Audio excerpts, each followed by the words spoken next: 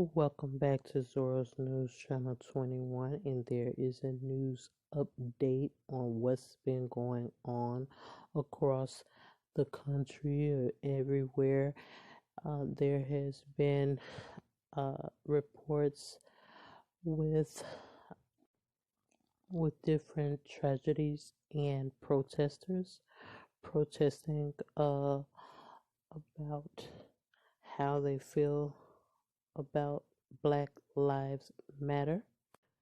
People have been arrested and people have been put in custody. Um, there have been a lot of damage going on in the different communities. Um, Properties have been damaged, and now they're talking about how they want to rebuild. They have been cleaning up a lot of mess, but things are still not, to my knowledge, resolved as it could be or should be.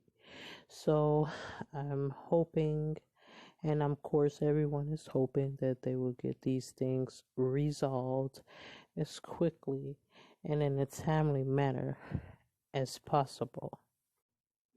There are certainly children and families who want to be protected during this time, and of course, that right there is a given, and that's very, very understandable. But the people have to come together at some point to make the things that really matter, and how we can recover from this is just unknown at this time, and hopefully we can get some things resolved soon so that people can feel safe again.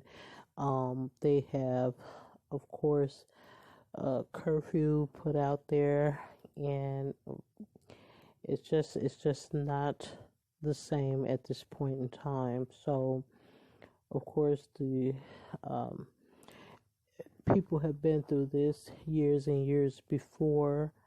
Uh, have been through some of these types of things, but this right here was totally unexpected. So I just would like to warn everyone to be cautious in your dealings when you're out and dealing with each other, and just try to do the best in making up and trying to resolve matters that you even have that you're dealing with personally in any other places. And just kind of look out for, signs and things that you should be alarmed about, and take precautions for you and your families. And of course, let's just remember that all lives matter, and we, at this time, we really do have to think about the little children, the babies. If we can possibly do that at this time, that would be very, very great and very, very, very much appreciated. As we don't want the little children to panic or worry, and of course, the parents and the uh, neighbors to be worried or in fear. So, I want you all to listen to a little bit more of the further news that'll be coming up. Okay, so usually we try not to give you any bad news or any uh, different news that'll be upsetting, but at this time, we have to give this type of news at this time. I'm sorry to say. As we all need to know what's going on, as you probably already know if you're watching the other the news channels. So just listen up as you uh, tune into the news about what's going on in different cities.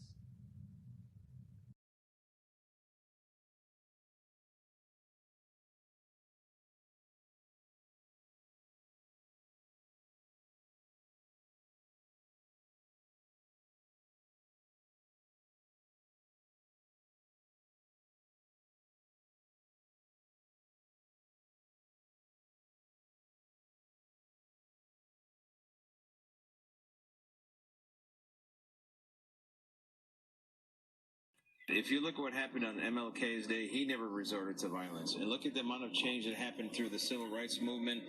They did not resort to violence at all. They were subjected to violence, left and right, but God bless them. They soldiered through. They made positive change. In Washington state, confrontations leading to tear gas and arrests. Officers coming under fire after this video emerged, showing Seattle police kneeling on a man's neck the same way the officer in Minneapolis did when arresting George Floyd. If you don't have to worry about that, then to step in your anger, using a less effective approach is not going to be the way to go. But in Florida, demonstrators taking justice into their own hands. Equal rights protesters forming a line, physically blocking would-be looters from breaking into this CVS pharmacy. And over the weekend, Florida was the 21st state to activate its National Guard. Those protests, though, majority of them very peaceful. Very peaceful. And the fire police officer charged with George Floyd's murder has been transferred to a state prison. Officials were concerned about holding Derek Chauvin in a county jail that could receive an influx of protesters calling for justice. Earlier, we talked with ABC's Marcus Moore on the ground in Minneapolis, where there have been more arrests. Marcus, tell us what you've seen overnight. Well, Kenneth and Mona, it has been an incredibly long night here in Minneapolis. Right now, we're in downtown Minneapolis. If you're familiar with this area, we're on Washington Avenue near I-35W, where police and the National Guard, they have surrounded a gas station here, and it's where they have taken a number of protesters, we are told, up into custody, and they are being led away into vehicles in the plastic handcuffs, and will be processed at another facility. And that's what we've seen so far tonight. And we've also heard flashbangs, and you also may have heard the fireworks that just went off here. Every so often you hear that, along with chants that can you hear echoing through the downtown buildings here. We started the afternoon on Sunday following what was happening. Also large demonstrations, including one that had thousands of people marching through downtown Minneapolis, and they made their way to I-35W, and that is where a semi-truck barreled through the crowd. They were on the north and southbound lanes of the interstate, and this 18-wheeler came up on the northbound lanes and nearly hit every single person there. That truck stopped, and people rushed the 18-wheeler. We understand from police that the driver was taken to the hospital with non-life-threatening injuries and was arrested. What can you tell me about some of the stories about that you're hearing on the ground there about why people decided to come out and protest? These are not people who are supporting the destruction and the violence that we have seen in this city, nor do they support the looting. But they do say that they ask the question, what will it take for there to be some change and some progress as it relates to how people of color in this country are treated by the police? And so when you talk to people, that is the emotion, that is the sentiment, and that's the reason why we have seen people young and old of all walks of life in large numbers taking to the streets here in Minneapolis and across the country. And Mona, one of the things they also told us is that they truly want justice. There seemed to have been a cooling of the temperature here when they learned of Derek Chauvin's arrest.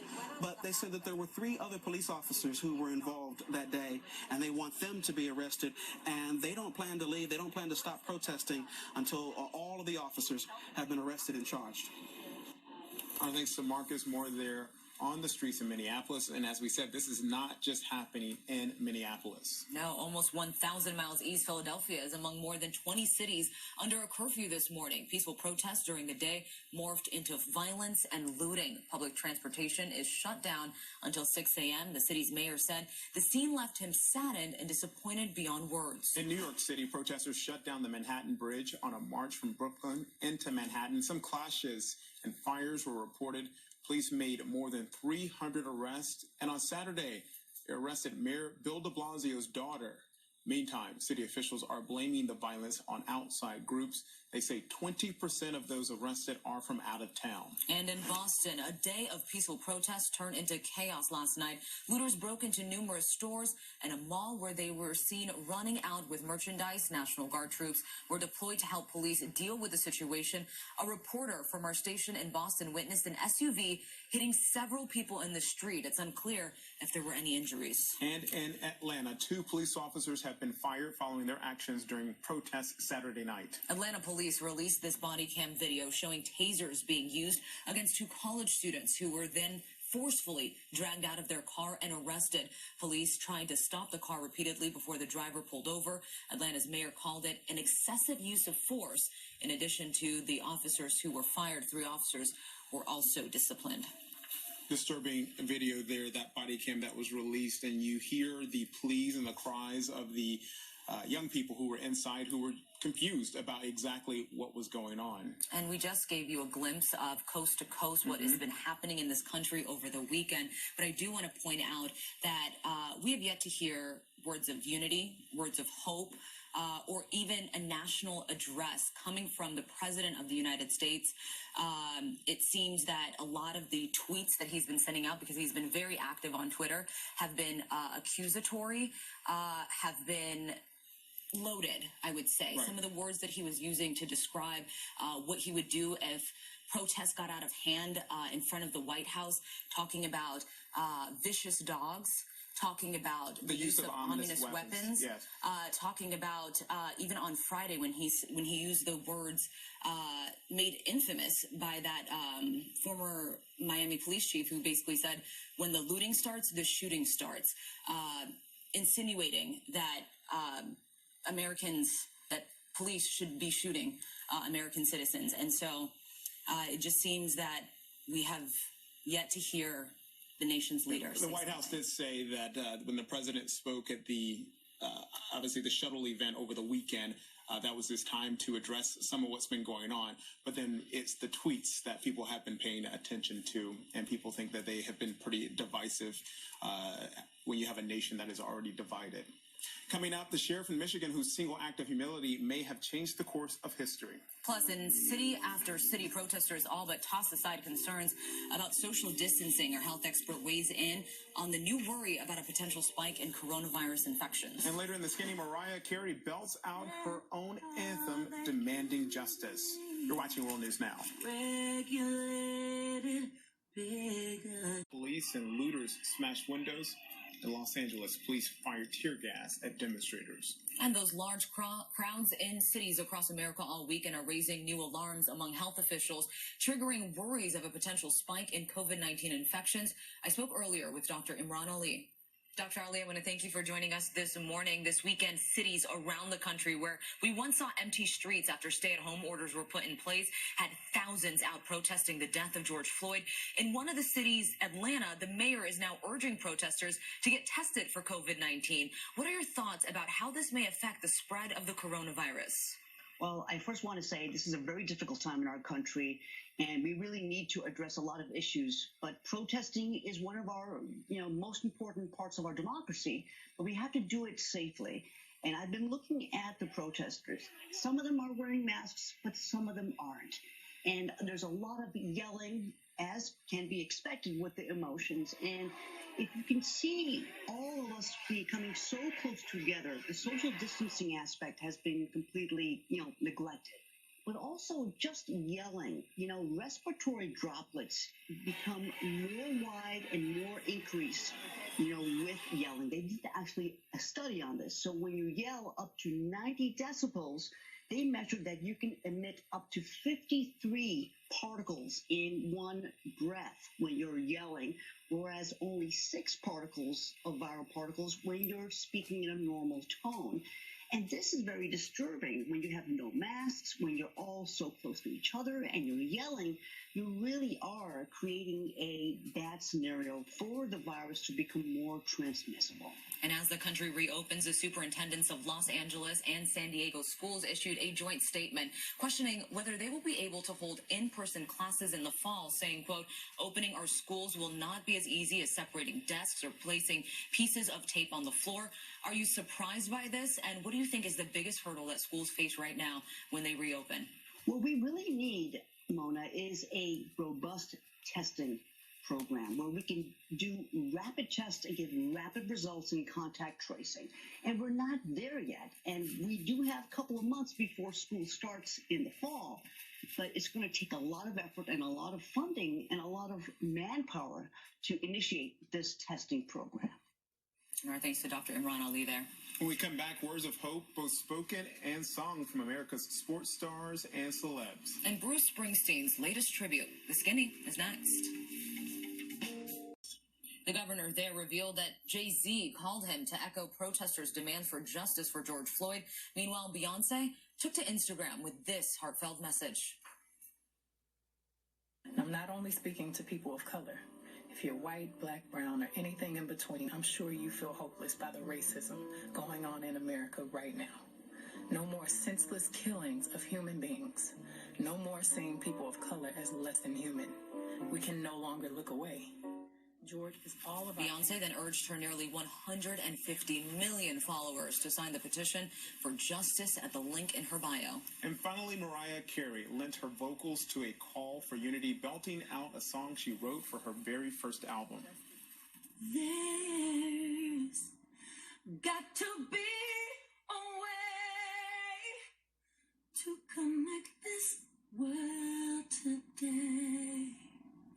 Ms. Carey there also asked her millions of followers to sign the petition advocating for justice.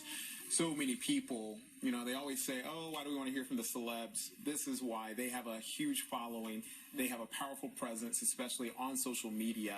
And it's a show of solidarity as well to say we are with you. We talked about Jay-Z and Beyonce. We know the years of work that they have done when it comes to calling out injustices and for calling for justice as well. Definitely. And next to a statement of solidarity from our own ABC family. The ABC television network tweeted out this simple message in stark black and white saying, we believe in liberty and justice for all. We stand with our black colleagues. And it ended with your voice matters. Black lives matter. Disney tweeted out a similar